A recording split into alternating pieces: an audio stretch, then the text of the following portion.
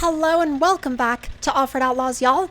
And in this video, we're going to be going over some of the things that y'all suggested in the comments of the last Offroad Outlaws video when I asked what you would like to potentially see in the next upcoming update later on down the road. Also, the map we are on in this video is called Rusty Knuckle, and I highly recommend checking it out because it's not only is it a really well put together map, but the trail network is honestly, it's just genuinely impressive.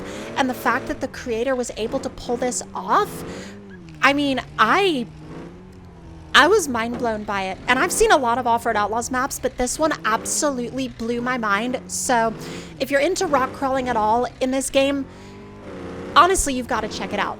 But without any further ado, let's go ahead and dive into what y'all had to say in the comments of the last video. Now, this suggestion was actually pulled from a larger comment, but they actually mentioned something that I found really interesting, and that was, if we can hunt ducks, why can't we also fish? And that honestly brings up kind of a good point, because adding fishing to Offroad Outlaws, I feel like honestly, that would not only would it make a lot of people happy that already play this game in particular, but I'm sure that there's gotta be interest crossover between a game like Offroad Outlaws and people that like to fish. Now, obviously, we're not trying to turn Offroad Outlaws into some kind of fishing simulator, but I mean, just a surface level ability to fish, or maybe the option to be able to go to the character creation area and purchase a fishing pole that you could then use in several maps. I don't know, would be a really interesting addition to the gameplay, and I think it might also open up several RP scenarios for people that like to use the game for that. And actually, speaking of fish, the next comment comes from a user named Jesse Smokes Fish, and their suggestions were they were plentiful. So they suggested mud flaps, exposed turbos, rally cars, fix the bouncing on low ride height, as well as improvements to graphics options, which I'm not sure if we're going to get the things that they are specifically suggesting. However, more graphics options would definitely be nice, as well as on the opposite end of the last suggestion, add something like render distance options, which that actually might help some people on older devices. They also said they'd like more rock crawlers, as well as some new bikes, which I would honestly love to see both of those categories get some attention as well, because it's actually been a really long time since either of those vehicle categories got, got some like direct and targeted attention from the dev team. I also understand that that's a lot of suggestions, like in one comment, and there's definitely going to be a little bit of overlap between some of the comments I'm going to read, but I think that that's also important because it highlights some of the areas that seem to stand out as being extra important to people, at least in my opinion. Now, the next set of suggestions comes from the user, I believe, Mr. Do Anything, and, well, Mr. Do Anything 6969. What a username. And they said they feel like they should add the GMC Typhoon and Cyclone, as well as some gas stations with the ability to actually fill up the trucks with gas or diesel, and then maybe lean into some more obscure or older vehicles like the Ford Model A or a Ranchero. And while I'm not going to deny that those are all great suggestions, I have a couple of concerns about a couple of them. For example, I mean, yes, it would be really cool to see like a Ford Model A or something in the game, but at the same time, I'm not quite sure how many people would actually use it, because we already know that a lot of the Offroad Outlaws developers, they will specifically focus on adding vehicles that have a lot of interest from the community and a lot of vehicles that they deliberately get a lot of suggestions for. And I don't know if I see the community deliberately asking or repeatedly asking for things like the Ford Model A. And that's also a large part of the reason why we got an updated version of the K5 Blazer, and also why the Jeep Gladiator got added to the game as well, because those were both getting heavy amounts of attention from a lot of people in the community. And the developers of Offroad Outlaws have actually come out and said that usually the older vehicles, like for example the truck that I'm driving right now, or stuff like the K5, tends to get the the larger amount of requests from the community. However, I don't know if those requests go as far back in time as things like the Model A. Now, the Ranchero, I'm not necessarily sure how I see that turning out. I mean, obviously, I know we have the El Camino, but I don't know. The Ranchero is definitely a toss-up for me.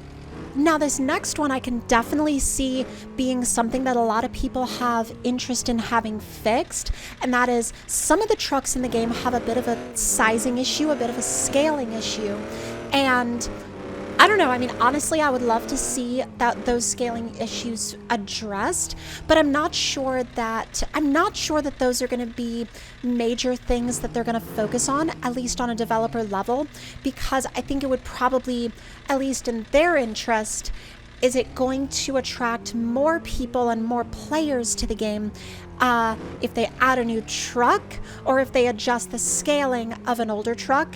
And I think a lot of people know the answer to that. I think a lot of people know that it would be, the answer to that would definitely be to add a new truck over spending time and resources adjusting the scale of trucks that are already existing in the game. But you never know. They've made other small changes before, and some of them have actually flown under the radar for quite a while until the community actually figured out that they made little changes and fixes. So you never know what we'll see, and we'll have to keep our eyes open. And I've also got to take a second to just get a look at this absolutely gorgeous ravine, or rather entry to a ravine, because it is one of the prettiest areas that I have seen on I almost said a mod map, but these are community made maps. They're not necessarily mod maps. So I mean, I don't know, SnowRunner brain, I guess, but the terminology is almost the same. But either way, this is one of those reasons why I cannot recommend this map enough. And if you have never checked out this map before, I know I said this at the beginning, but seriously, y'all, this map is so good. And I mean, I spent a good amount of time out here recording gameplay for this video, and I still didn't even scratch the surface of how absolutely huge the trail network actually is. Also, mad respect to the original creator of this map, because they went so far above and beyond with not only like the design of the trail systems, but the amount of verticality is tremendous. I mean, look at this diving board. Now, it's probably not intended as a diving board. I mean, you could probably use it as one, and I almost accidentally did, because right there I almost fell off. But as long as you don't fall off, it gives you an absolutely gorgeous view. And let me just fly the drone out. We'll pan out a little bit, and y'all can get a bigger view of how absolutely enormous this entire map actually is. And this isn't even the whole thing. And honestly, I could go on and on and on about the map itself. I'm not going to, because we're here to talk about comments from the last video. But yeah, this place is just, it's tremendous. It's absolutely tremendous. And it's kind of one of those that you can get lost in and really lose track of time. And that's honestly, I think, the biggest mark of a really good map, because if a map is good enough to make you lose track of time while you're playing it, then, I mean, that proves right there that it grabs your attention. And speaking of comments, this one, or rather this next one, comes from DirtBikeKid34. And they had a couple of vehicle suggestions, mainly the 2000 Chevy 1500 single cab and a 91 Toyota extended cab short bed.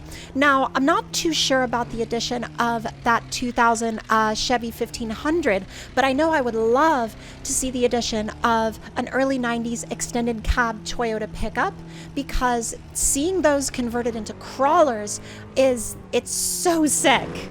And that is going to do it for the suggestions that we are going to read in this video. Now, if you have any suggestions for future Offroad Outlaws updates that you would like to share, or maybe have highlighted in a future video, then let me know in those comments down below what you would like to see, as well as what you would like to see on the channel moving forward. And I will see y'all next time. Thank you all so much for watching. And if you made it all the way to the end, thank you so much.